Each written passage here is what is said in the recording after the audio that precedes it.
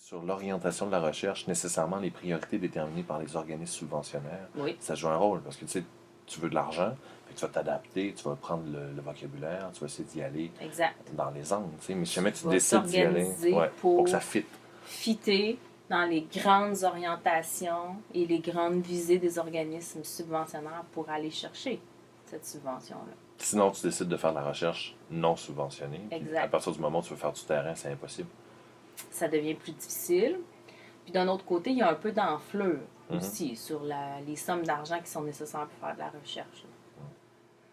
Tu sais, 15 000 tu peux rouler un bout en recherche là-dessus si tu fais du terrain en qualitatif, puis que tu rencontres du monde. Puis, tu sais, il y a un peu d'enflure, je trouve, sur les subventions de recherche. Tu sais, je veux dire, 300 000 il y a du monde qui se demande ce qu'ils vont faire avec, là, quand ils l'ont. Ils sont super contents de l'avoir.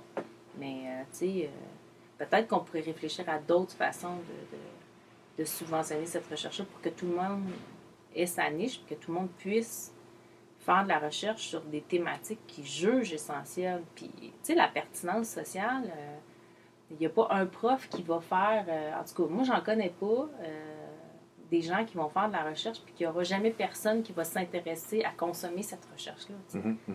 C'est pas parce que c'est pas économiquement rentable de faire cette recherche-là aux yeux de je sais pas qui que ça mérite pas d'être faite comme recherche. Fait que c'est là où j'ai une problématique. C'est pas vrai qu'on est complètement opprimé puis qu'on est à l'extérieur du problème. C'est parce qu'en quelque part, on a embarqué dans cette vague-là.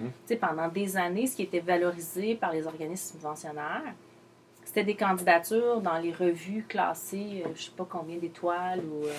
Ça, c'était valorisé. Là. Puis c'est ça qu'il fallait faire. Ça, c'était le modèle d'un prof universitaire. Tu fais de la recherche subventionnée, tu publies dans des grandes revues, personne ou à peu près te lit, à part une poignée d'experts.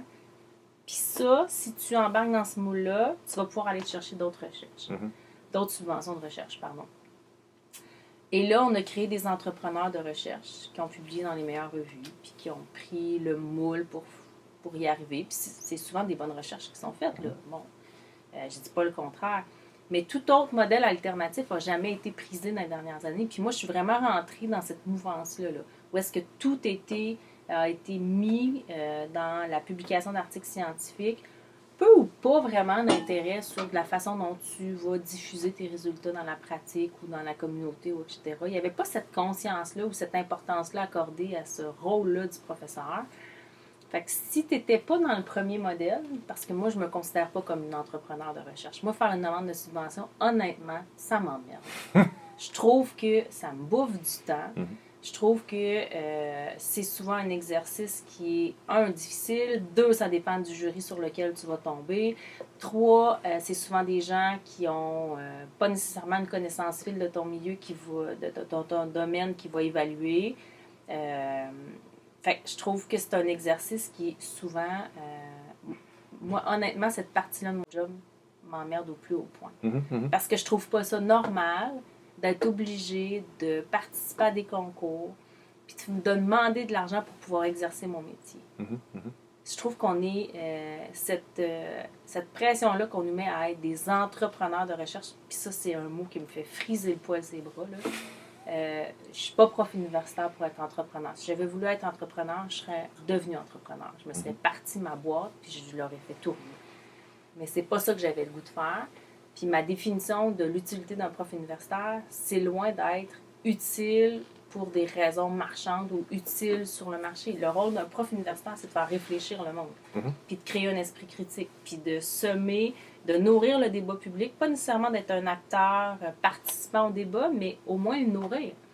Au moins donner une opinion neutre d'experts sur des grandes thématiques, sur des grands enjeux. Fait que voilà, tu sais, un prof universitaire, moi je suis en relation industrielle, fait que je vais le comparer comme ça. Le rôle d'un prof universitaire, c'est pas d'être un syndicaliste à la place publique. Mais le rôle d'un prof universitaire, c'est de faire de la recherche pour alimenter ce débat-là qui va être porté sur la place publique entre employeurs et syndicats.